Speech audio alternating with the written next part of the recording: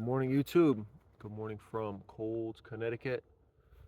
To all y'all Americans, I hope you guys had a good Thanksgiving with your family. You know, got some stuff out on the table, physically and metaphorically. So, wanted to talk about disorders. It seems like everyone nowadays has a disorder, and it's a little strange to me because humans, we evolved over tens, thousands, hundreds of thousands, millions of years from animals, and animals don't seem to all be going around disordered. They seem to be functioning, actually pretty well under the circumstances that they're in. A lot of them endangered and all that, but we're not going to go down that rabbit hole. But yeah, I really don't like the word, and I just wanted to talk about it real quick to see if y'all can relate or y'all have a different opinion. But yeah, I was given a lot of disorders. They were dubbed onto me. I was knighted with them when I was just a small lad. I think I got my first one when I was 6 years old.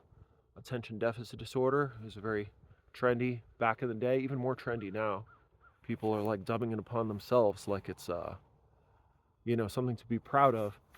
But yeah, and I was given, methamphetamine, Ritalin, and Adderall from either 6 or 7 years old. I think 7 until 11. My second disorder was well, back in the day they just called it depression, and I liked the word depression because it sums up what I was going through at the time very well. But now it's called major depressive disorder, so I guess that was my second one. Then, when I was about 14 or 15, I got bipolar disorder. That one was fun. I don't think that I met the criteria for that. I think the medication I was on spiked me. I mean, when you put kids on these drugs that mess with your dopamine and serotonin and all these things when you're already going through adolescence, it's going to have an effect. And sometimes it's going to have not the effect that's intended. Or you have to wonder whether efficacy is really the goal here, because if it doesn't work properly, then you get another drug and then you get another drug. So yeah, it was Wellbutrin in particular. I stayed up for 3 days straight. When you stay up 3 days straight, you'll start losing your mind a little bit.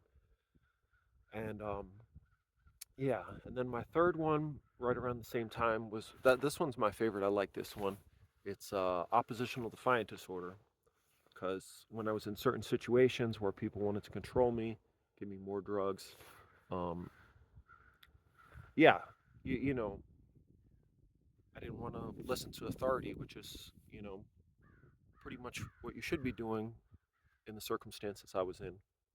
And maybe I didn't express it so um, so nicely at the time, for lack of a better word. Um, but I didn't do anything too crazy. So I'm trying to think if there's more. I think that's all I got. But now there's obsessive compulsive disorder. Basically, someone who's obsessive, someone who's compulsive.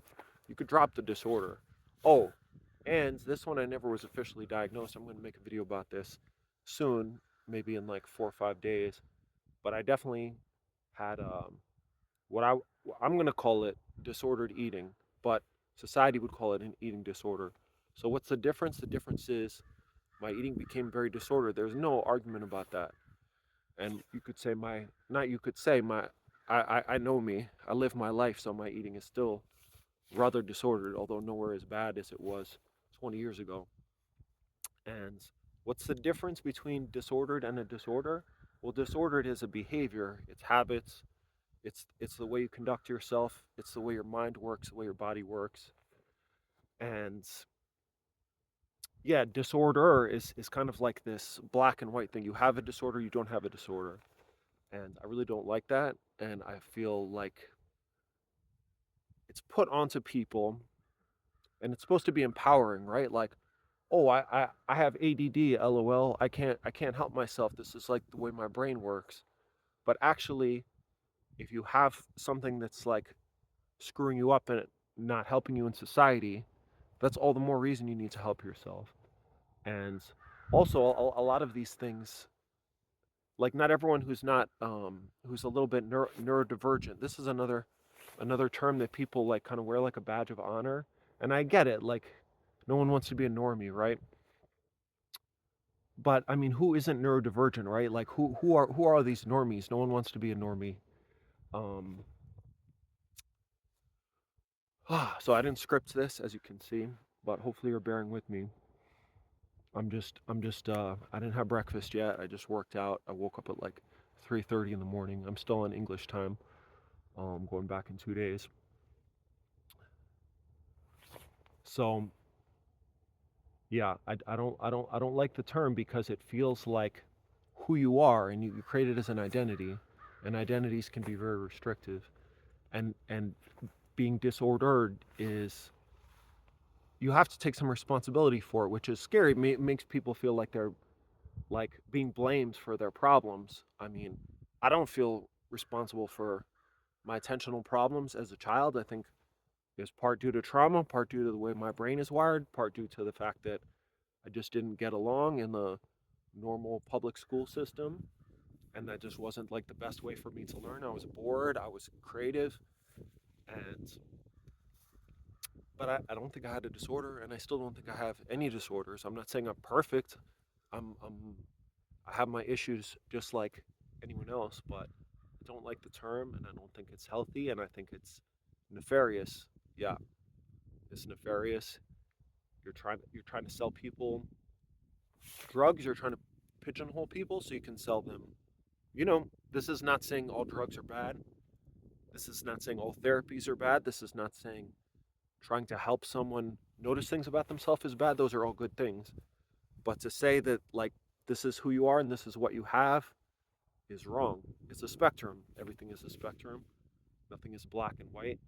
And you can change, and you can change a little bit day by day. You can change your brain. You can change your habits. You might not be able to change your. I mean, I've been working on my issues for 44 years, and I'm not here to sell you a 5-point plan or tell you how the answers. But I'm saying that it's a good idea to reframe how you think about these things, and you think about yourself in flow, in flux, as having these reaction patterns that might have served you at the time. They might even serve you a little bit right now. Um, but it's something you can work on. And yeah, it's too cold to keep making this video. So hopefully I made my points. And please comment below. And next video, I think my next video, I'm going to have it scripted so I can flow a little better. But I just wanted to throw this out there. Thanks for watching.